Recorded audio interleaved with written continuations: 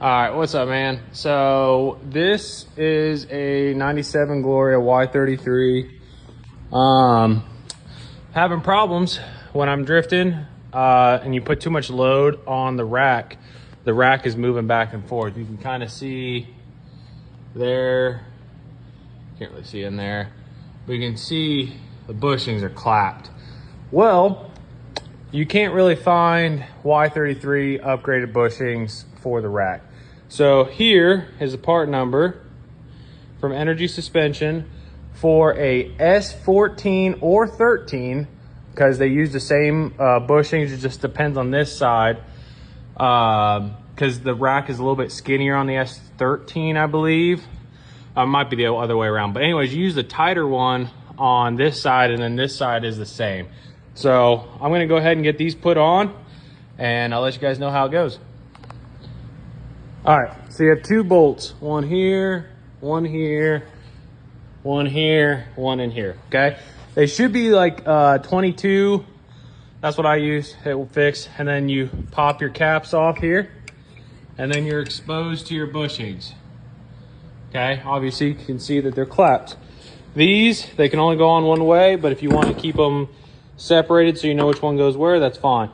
Now, out of your box, you have three different bushings. You have the one where your rack space or your rack steer shaft comes down, and then you have both other side. So here's your smaller one, here's your bigger one. Now, everyone is saying that I can find online to always use the smaller one on this side, because when you tighten it down, it gives it more clamping force. Now, it may not go all the way around like they might have done here, but as you can see, these are all junked up, right? These are a lot harder. They're polyurethane.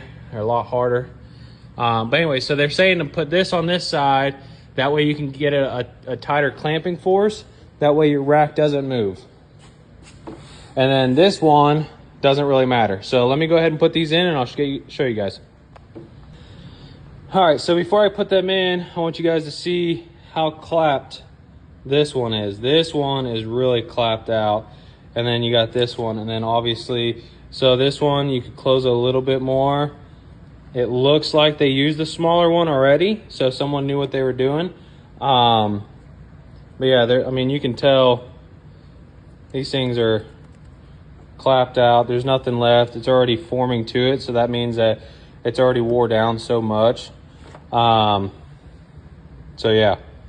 Now what you guys can do, now this can all be done in the car, or yeah, in the car with the engine in.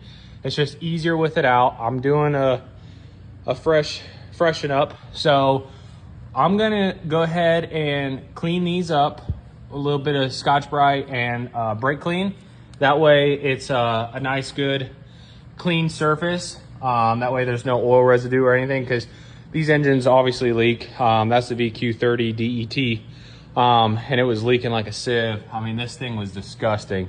So what I'm gonna do is I'm gonna go ahead and get this stuff cleaned up, get these put in, and show you guys. All right, so they're back in. As you can see, there's actually the bushing comes up and holds. So this is the metal bracket.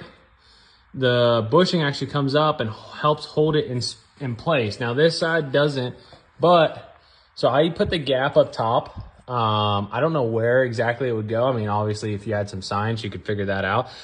But you want to make sure that you get these torqued down to, I believe it's four ugga-duggas on each side.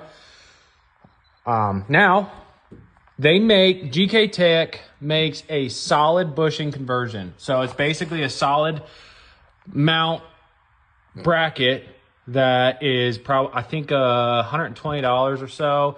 It's not super expensive, but being that this is going to be a street car mainly and drift car from time to time, I didn't want to go with a solid bushing setup because I want a little bit of give. I don't want to have just a very rigid car. So I went with the poly bushings. They're only like $25 off Summit Racing. You can buy them off other places too, but $25 off Summit Racing or the GK Tech solid brackets. But yeah, that's how you install rack bushings on a Y33 Nissan Gloria. A little other show. We also do have upgraded lower control arms so that I can adjust my camber. These are S14 lower control arms with an S14 tension rod. Also, as you can see, we have a S14 drift angle kit. So it bolts right up as long as you have the S14 lower control arm. The bracket will mount right up. This is also an S14 knuckle with S14 coilovers, even though they say Y32. Yeah, I don't know why that says Y32 because I cannot find that part number anywhere. But yeah, so angle kit, both sides.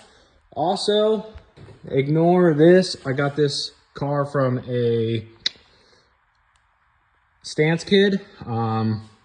That will be getting fixed probably next winter, but I'll show you guys when we get that done. Anyways, so back here, S14 control arms, S14 coilovers in the back again, S14 upper arms, all S14 control arms. This is the stock lower. I'm not really wanting to play around with that too much. Now, if I do want to get a little bit more camber, I probably will, but nothing too bad. It's also got the good axles in it, big boys. This is also a welded diff. So it came open. They were never supposed to be open. But we pulled it apart, welded it, and now we do the drift. So if you guys want to see more about this, this is manual swapped. There's the transmission. I will try to have another video up on kind of what we did and how we make it work.